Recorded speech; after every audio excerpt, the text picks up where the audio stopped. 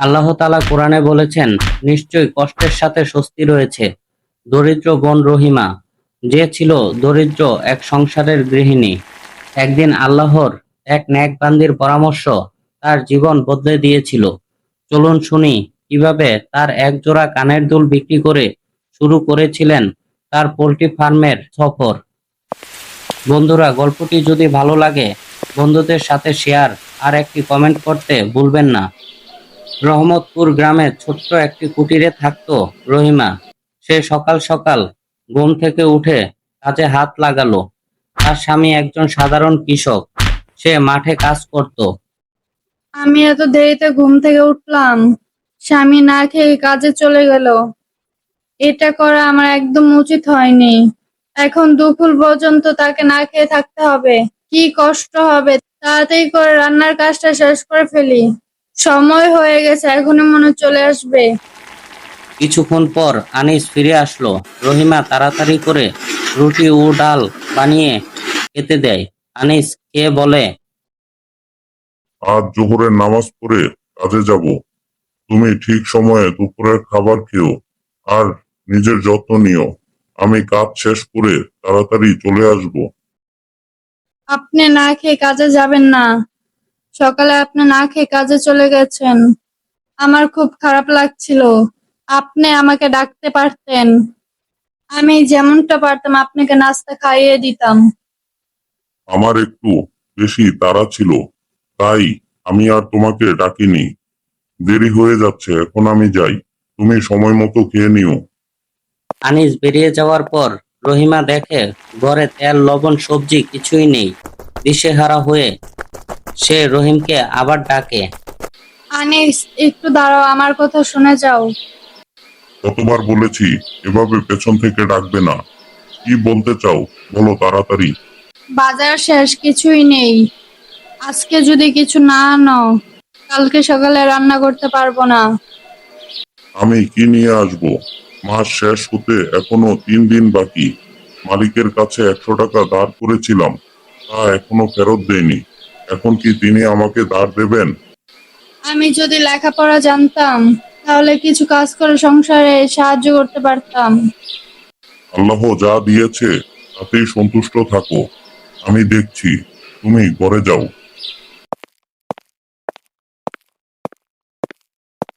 লতা আপা, মাসের শেষ, ঘরে চাল ডাল কিছুই নেই। হাতের টাকাও সব ফুরিয়ে গেছে। আমাকে 50টা টাকা ধার দাও। 50 টাকা দিয়ে আমি কিছু চাউল ডাল কিনবো। বেতন পাইলে তোমাকে টাকা পরিশোধ করে দেব। আমি তোমাকে টাকা ধার দেব কেন? অভাবে পড়লে এখানে আমার কাছে চলে এসো। আমি কি তোমার জন্য টাকা নিয়ে বসে থাকি নাকি? তোমার ঘরে চাল ডাল নেই, তুমি দোকানে যাবে, আমার কাছে কেন এসেছো? এভাবে বলছো কেন তুমি? যদি আমাকে টাকা দাও, আমি তো তোমাকে ফিরিয়ে দিব। এখন তো অভাবে পড়েছি, তাই তোমার কাছে আসলাম। ঠিক আছে, এখন নিয়ে যাও। তবে আর কোনোদিন আমার কাছে টাকা চাইতে আসবে না। এবারের মতো দিলাম, কোনোদিন আর তোমাকে টাকা ধার দেব না। রহিমা এত কথা শোনার পরও টাকা নেন। টাকা নিয়ে তেল, লবণ, চাল কিনেন। এরপর কাপড় ধুতে নদীর পাড়ে যান। সেখানে পরিচিত সখিনা আপার সাথে দেখা। সখিনা আপা এখন পোল্ট্রি ফার্মের সফল ব্যবসায়ী। আপা, আপনাকে আর দেখা যায় না কেন? আপনি কোথায় থাকেন? ব্যবসার চাপে বের হতে পারি না। আপনি তো সফল, আমি গরিব অশিক্ষিত। আমার ঘরে এত অভাব থাকার সত্ত্বেও সংসারের জন্য কিছুই করতে পারি না। কে বলেছে পড়ালেখা না জানলে ব্যবসা করা যায় না? 2 বছর আগে আমিও তোমার মতো ছিলাম। আল্লাহর এক নেক বান্দা আমাকে পোল্ট্রি ব্যবসার পরামর্শ দেয়। আমি বিয়ের সাইকেল বিক্রি করে ব্যবসা শুরু করি। এখন বাড়ি করেছি। তুমি চাইলে আমি সাহায্য করতে পারি। কিভাবে ব্যবসা করতে হয় আমি তোমাকে দেখিয়ে দেব। তুমি যদি চাও শুরু করতে পারো। সত্যি আমি পারবো? ইচ্ছা থাকলে উপায় হয়।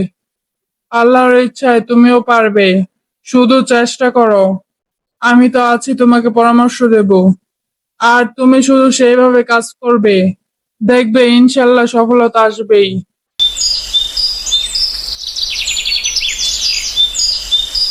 সেই দিন রাতে স্বামী আনিসকে রহিমা সব বলে। আনিস প্রথম দ্বিধায় পড়ে। ব্যবসা শুরু করতে টাকা লাগবে।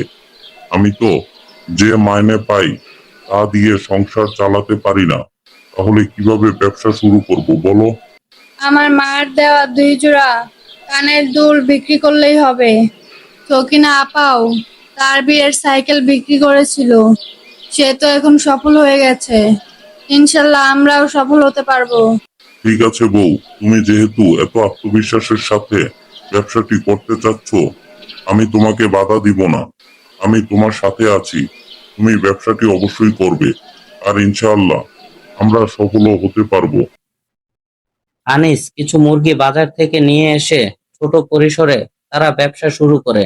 সকিনা আপা তাদের মাঝে মাঝে পরামর্শ দিত কিভাবে বাচ্চাদের পরিচর্যা ও বড় করতে হবে। 2 বছর কেটে যায়। এখন রহিমার পোল্ট্রি ফার্ম এলাকায় বিখ্যাত। সুবহান আল্লাহ।